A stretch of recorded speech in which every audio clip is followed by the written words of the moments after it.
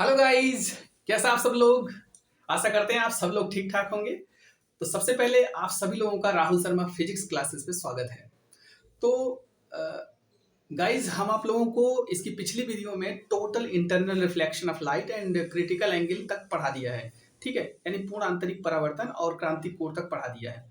आज हम आप लोगों के सामने ये दर्पण पढ़ाने जा रहे हैं, यानी मिरर। ठीक है, मिरर क्या होता है, मिरर की प्रॉपर्टी क्या होती है, मिरर के कितने टाइप्स होते हैं उसके बारे में चर्चा करेंगे। ठीक है, तो आप लोग देखिए। और हाँ, एक बहुत जरूरी सूचना, आप लोग वीडियो को शेयर नहीं करते हैं। वीडियो को शेयर करिए, ज़्यादा से ज़्यादा बच्चों तक शेयर करिए और सब्सक्राइब करिए चैनल को और बेल आइकन को जरूर प्रेस करिए ताकि इस वीडियो का नोटिफिकेशन आप लोगों को तक पहुंचता रहे। ठीक है, और वीडियो को लाइक भी कर दिया करिए अगर पसंद आ रहा है तो। ठीक है, तो आज हम आप लोगों के सामने क्या पढ़ाने जा रहे हैं, मिरर। मिरर कितने प्रकार का होता है, मिरर होता क्या है, मिरर के बारे में जान लेते हैं। इसके बाद लिखेंगे कि मिरर होता क्या है। दर्पण यानी मिरर।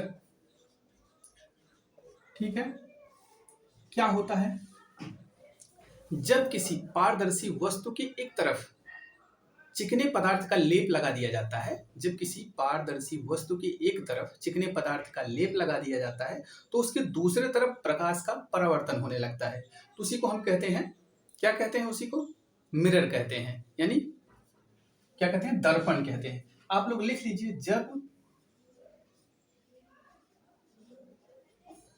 किसी पदार्थ के जब किसी पदार्थ के एक तरफ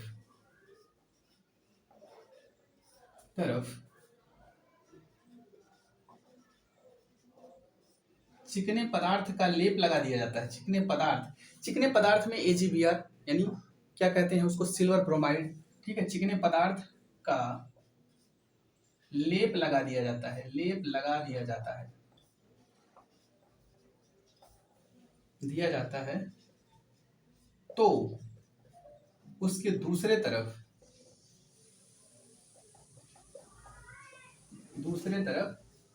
प्रकाश का परावर्तन होने लगता है।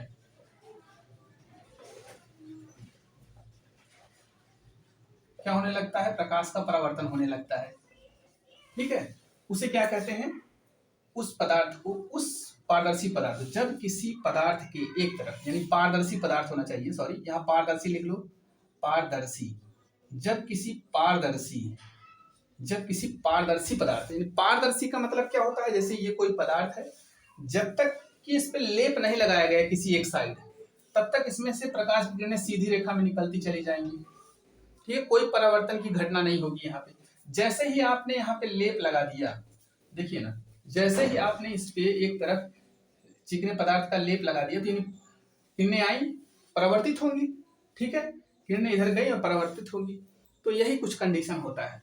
ठीक है, तभी तो आप अपना आईने में अपना जो चेहरा होता है देख पाते हैं, क्योंकि उसके पीछे कलई किया होता है, यानी पेंट किया गया रहता है सिल्वर ब्रोमाइड का, तभी आप अपना चेहरा देख पाते हो। नहीं तो अभी आप एक एग्जांपल ले लो, आप पारदर्शी वस्तु कैसे देख सकते हो, जब गाड़ी में बैठते हो आप 4 व्हीलर में, तो जो ड्राइवर गाड़ी चलाता है तो यानी सामने कैसे देखता है, क्योंकि पारदर्शी कांच लगा होता है, यानी आर पार दिखाई देता है। तो वही बात यहाँ कही गई, अगर आगे पेंट कर दोगे तो आपको अपना चेहरा दिखाई देने लगेगा और सामने दिखेगी नहीं, गाड़ी भिड़ जाएगी, फिर तो हो गया एक्सीडेंट। तो वही चीज मैं यहाँ बताने जा रहा हूँ आप लोगों को। ठीक है, दर्पण क्या होता है, जब किसी पारदर्शी पदार्थ की एक तरफ चिकने पदार्थ का लेप लगा दिया जाता है तो उसके दूसरी तरफ प्रकाश का परावर्तन होने लगता है। तो उस पारदर्शी पदार्थ को क्या कहते हैं, दर्पण कहते हैं। ठीक है, उस पारदर्शी पदार्थ को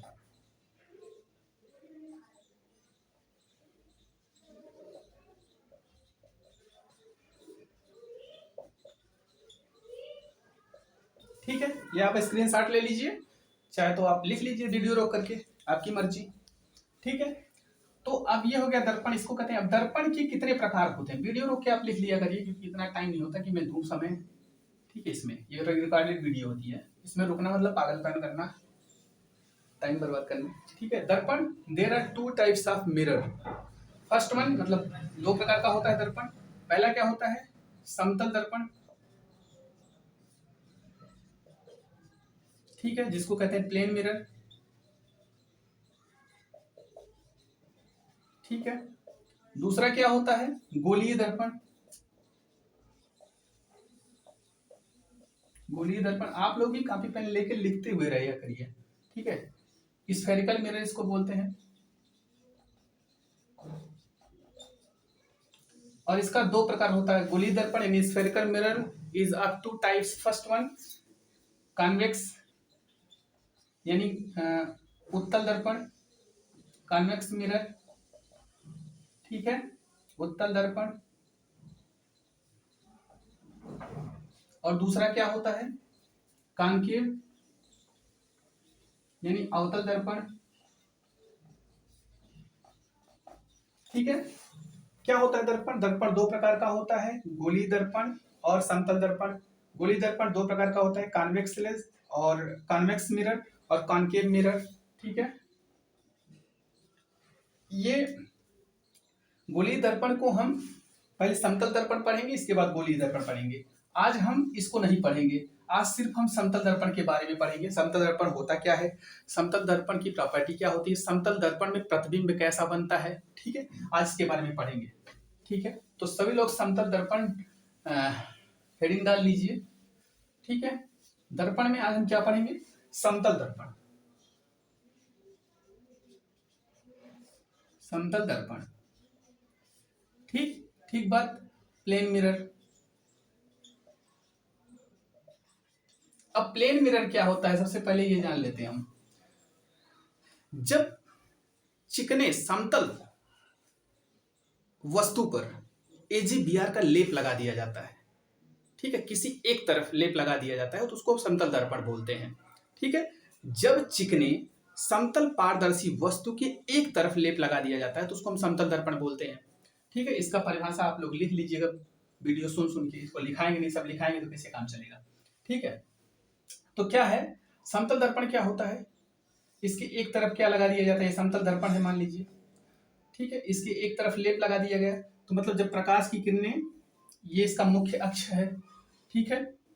यहां से मान लो कोई वस्तु यहां रखी हुई है, समतल दर्पण की प्रॉपर्टी देख लो, एक ही फिगर में मैं सब बता दूंगा, इसके बाद लिखवा भी दूंगा, ठीक है। ये बहुत ही इंपॉर्टेंट है, जितना भी चीजें हम बता रहे हैं आपको बहुत मजा आएगा पढ़ने में, जब अभी सवाल लगाओगे फटाफट आप हल करोगे, ठीक है। तो क्या है, मान लो ये कोई व्यक्ति है और समतल दर्पण के सामने, ठीक है, 10 मीटर की दूरी पर क्या है, खड़ा है। तो इसका प्रतिबिंब भी जो है, ये प्रतिबिंब जो है क्या होगा, ये 10 मीटर की दूरी पर ही इस समतल दर्पण से 10 मीटर की दूरी पर दिखाई देगा बना हुआ, ठीक है। और कैसा बना हुआ दिखाई देगा, जैसा यहां बना है बिल्कुल वैसा हूबहू यहां भी बनेगा। मतलब यहां पे कैसा बनेगा, आभासी, और जैसा यहां सीधा है यहां भी सीधा बनेगा, उल्टा नहीं बनेगा।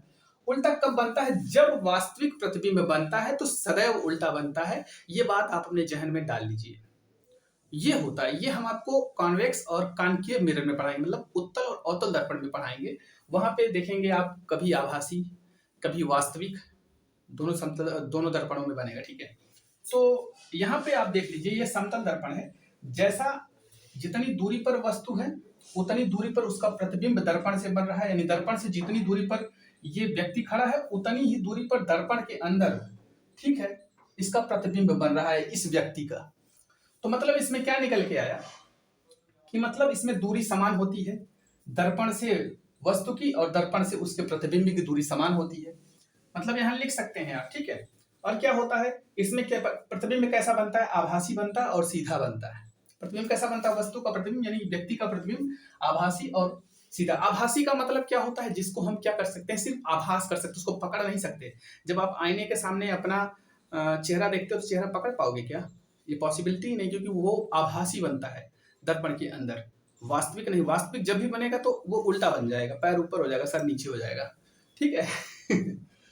तो ये हो गया।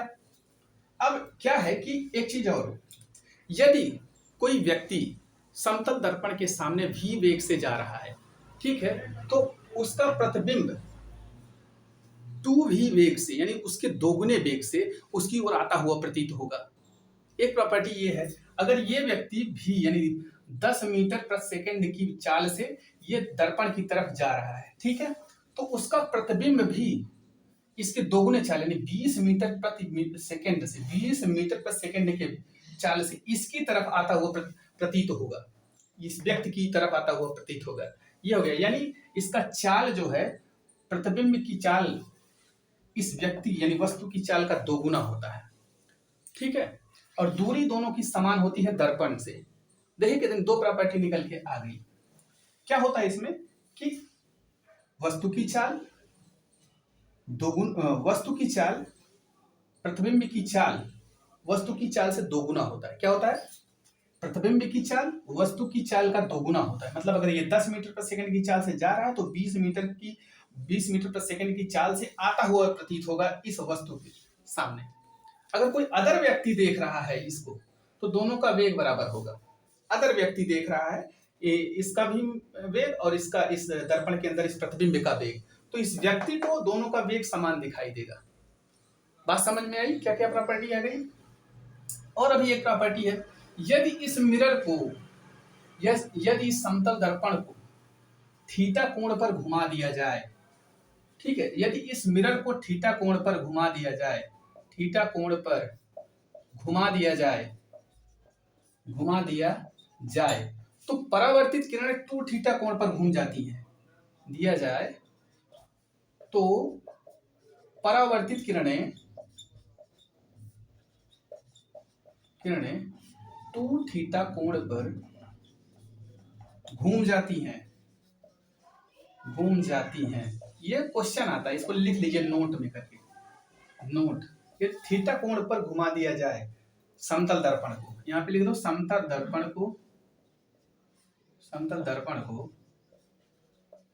थीटा कोण पर घुमा दिया जाए तो परावर्तित किरणें 2 थीटा कोण पर घूम जाती हैं। इस पे क्वेश्चन आता है। कैसा क्वेश्चन आता है कि पूछ लेगा यदि समतल दर्पण को 60 अंश के कोण पर घुमा दिया जाए, यदि समतल दर्पण को 20 अंश के कोण पर घुमा दिया जाए तो परावर्तित किरणें कितने अंश और घूम जाएंगी। तो आप सीधा बता देना कि अगर 60 अंश है तो 60 दूनी 120 अंश हो जाएगा, यदि 30 अंश है तो 30 दूनी 60 अंश के कोण पर परावर्तित किरणें घूम जाएंगी। और क्वेश्चन बनता है, अभी इसकी प्रॉपर्टी लिख लो। चलो, समतल दर्पण में प्रॉपर्टी क्या क्या होती है? वस्तु और प्रतिबिंब, ऐसे डाल लो आप लोग भी, प्रतिबिंब,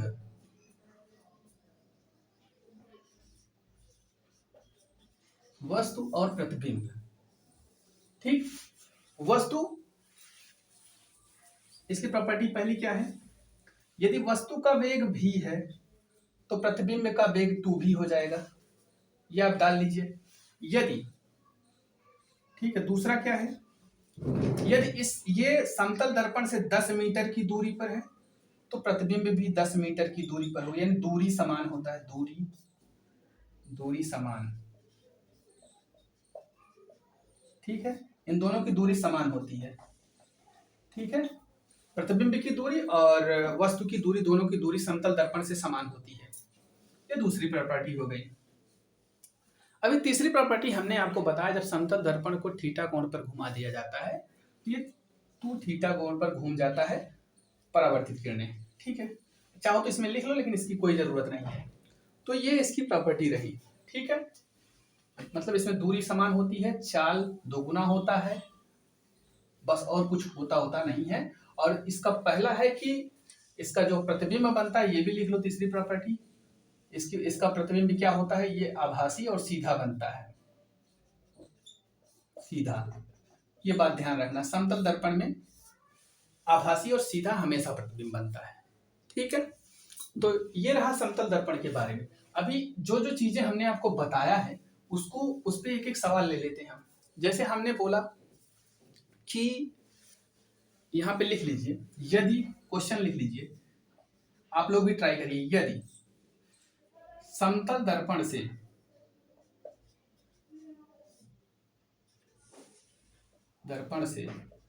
कोई वस्तु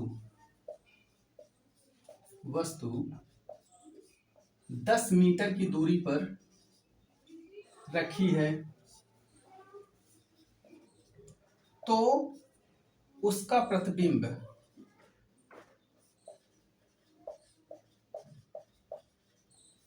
दर्पण से कितनी दूरी पर बनेगा, दर्पण से कितनी दूरी पर बनेगा, इसको लगाइए आप लोग। अभी हमने बताया, इसका सलूशन कर देते हैं। आप लोग वीडियो रोक करके पॉज करके आप लोग इसको लगाया करिए। क्या हमने थियरी बताया, अभी बताया कि यदि समतल दर्पण मान लो ये है और कोई वस्तु, ये मुख्य अक्ष है, मान लो इससे 10 मीटर की दूरी पर रखा है, ये 10 मीटर ये समतल दर्पण है, तो इसके प्रतिबिंब का पूछा है कि उसका प्रतिबिंब दर्पण से कितनी दूरी पर बनेगा। हमने बताया कि दूरी समान होता है, प्रतिबिंब की दूरी दर्पण से और वस्तु की दूरी दर्पण से। मान लो ये प्रतिबिंब है, तो मतलब हमने क्या बताया, इसका भी 10 मीटर हो जाएगा। यदि ऐसा कहता कि दर्पण यानी वस्तु की दूरी और प्रतिबिंब की दूरी के बीच की दूरी कितनी होगी, तो ये 10 मीटर और ये 10 मीटर, टोटल 20 मीटर हो जाता। अभी तो ये कहा है कि दर्पण से कितना होगा दूरी, ठीक है। अगर इसके बीच और इसके बीच की दूरी पूछ लेता तो दोनों जुड़ जाता, तो 20 मीटर हो जाता। आप खुद ही देख लीजिए, इतनी दूरी पे है, 10 20 मीटर, ठीक है। तो ये हो गया एक सवाल। और दूसरा क्या हो जाएगा, दूसरा क्वेश्चन देखिए, बेग पे कैसा हो जाएगा। यदि कोई वस्तु 10 मीटर प्रति सेकेंड की चाल से दर्पण की ओर, चाल से लिख लेना, दर्पण की ओर जाता हुआ प्रतीत हो रहा, जा रहा है,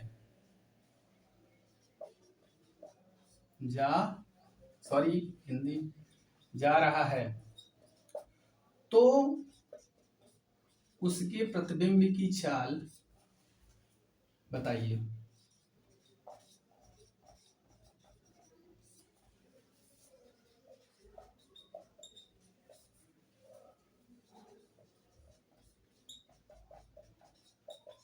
ठीक है, ये क्वेश्चन बनता है। कह रहा कोई वस्तु 10 मीटर प्रति सेकंड की चाल से दर्पण की ओर, समतल दर्पण की ओर, यहाँ समतल दर्पण की ओर जा रहा है, तो उसके प्रतिबिंब की चाल क्या होगी। अभी बताया कि यदि कोई वस्तु 10 मीटर प्रति सेकंड की चाल से समतल दर्पण के सामने जा रहा है, तो उसका प्रतिबिंब उस वस्तु को उसके दोगुने चाल से आता हुआ प्रतीत होगा। यानी 10 मीटर है तो ये 10 मीटर तो वस्तु की होगी, यानी इसका दोगुना हो जाएगा, यानी 20 मीटर प्रति सेकंड की चाल से ये क्या हो जाएगा, ये उसके प्रतिबिंब की चाल हो जाएगी। सीधा, कोई इसमें मेथड लगाने की जरूरत नहीं है, ठीक है। वस्तु की चाल v है तो उसके प्रतिबिंब की चाल 2v हो जाएगी, बात खत्म, इतना ही है। अब हम एक चीज आपको पढ़ाने जा रहे हैं, बहुत ही इंपॉर्टेंट है, ये हमेशा पूछा जाता है। ये यदि मान लो दो समतल दर्पण है, ठीक है, वो थीटा कोण पे झुके हुए हैं, उनके बीच कोई वस्तु रखी गई है, तो उस वस्तु के प्रतिबिंबों की संख्या कितनी होगी। मतलब उस दर्पण में कभी जाते हो नाई की दुकान पे आप लोग, तो उसमें आप लोग देखते हो कि ये जो प्रतिबिंब आपका दिखाई देता है, कई प्रतिबिंब दिखाई देते हैं, इस कांच में भी उस कांच में भी, उस प्रतिबिंबों की संख्या कितनी होगी यदि वो थीटा कोण पे झुके होंगे तब, ठीक है। तो इसके लिए यदि दो समतल दर्पण थीटा कोण पर झुके हों और उनके बीच कोई वस्तु रखी हो, हेडिंग कर लीजिएगा इसको, बहुत ही इंपॉर्टेंट है, इस पे पूछा जाता है हमेशा सवाल। उनके बीच कोई वस्तु रखी हो तो उस वस्तु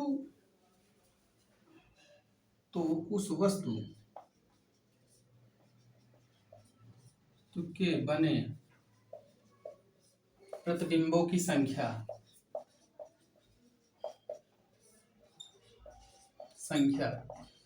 इसका फार्मूला होता है संख्या, n इज इक्वल टू होता है 360 अपॉन थीटा, ठीक है। n इज इक्वल टू कितना होता है 360 अपॉन थीटा, 360 अपॉन थीटा। यदि दो समतल दर्पण थीटा कोण पर झुके हों और उनके बीच कोई वस्तु रखी हो, तो उस वस्तु के बने प्रतिबिंबों की संख्या कितनी होगी। अब ये आप लोग स्क्रीनशॉट ले लीजिए, हम हट जा रहे हैं और ठीक है, आप लोगों ने ले लिया होगा। तो अब हम इस पे एक सवाल लेते हैं। कैसा सवाल लेते हैं? यदि दो समतल दर्पण 60 अंश के कोण पर झुके हों, यदि दो, सॉरी अभी एक चीज और बता देते हैं। यदि प्रतिबिंबों की संख्या, पहला लिख लीजिए केस, यदि प्रतिबिंबों की संख्या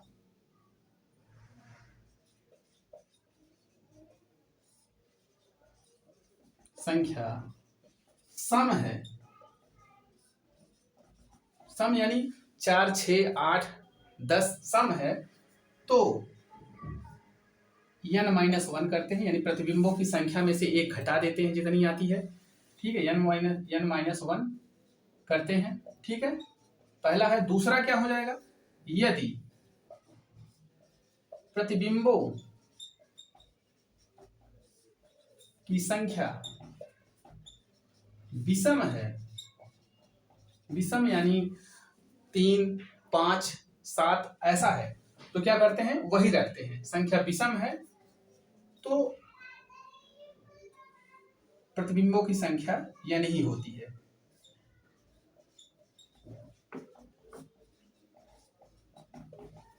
संख्या n ही होती है, मतलब जितना आया रहेगा वही होगा, n ही होती है।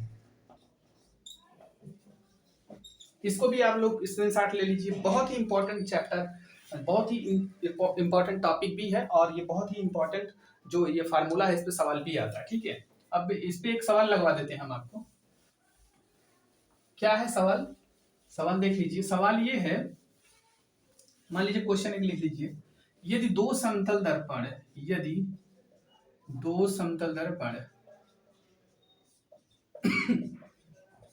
30 अंश के कोण पर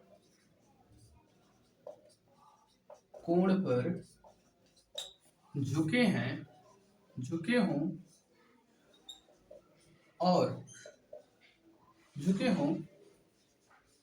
और उनके बीच कोई वस्तु रखी हो, तो उस वस्तु के प्रतिबिंबों की संख्या बताओ। बिंबों की संख्या बताओ। ठीक है, कैसे निकालेंगे आप? 30 अंश के कोण पर क्या है? झुका हुआ है, तो n बराबर 360 अपान थीटा। तो थीटा के स्थान पर सिर्फ क्या रखना है? 360 अपान 30 अंश, 3 से कट गया। अब ये काटो, 3 एक कम 3, 3 दूनी 6, यानी 12 आ गया, यानी सम संख्या आ गया। सम संख्या के लिए हमने बताया था, यानी कितना हो गया? प्रतिबिंबों की संख्या 12, यानी 12 बनेगा। ये अभी सही नहीं है, मैंने बताया अगर सब संख्या है तो n-1 करते हैं, 12 - 1 करेंगे तो 11 हो जाएगा n की वैल्यू, यानी ये है सही आंसर। आंसर ये है। ठीक है, 11 प्रतिबिंबों की संख्या बनेगी। ठीक है, यदि यही कह देता 30 अंश के स्थान पर, अगर कह देता कि यहाँ कह देता कि 60 अंश के कोण पर झुके हुए हैं, यदि 60 अंश बोल देता, चलो ठीक है, 60 नहीं 40 अंश बोल देता, ठीक है, तो कितना आता है यहाँ पे? यहाँ थीटा के स्थान पर हम 40 रख देते। चलो ठीक है, 40 अंश के कोण पे ये भी लिख लेना, 40 अंश कर लेना यहाँ पे।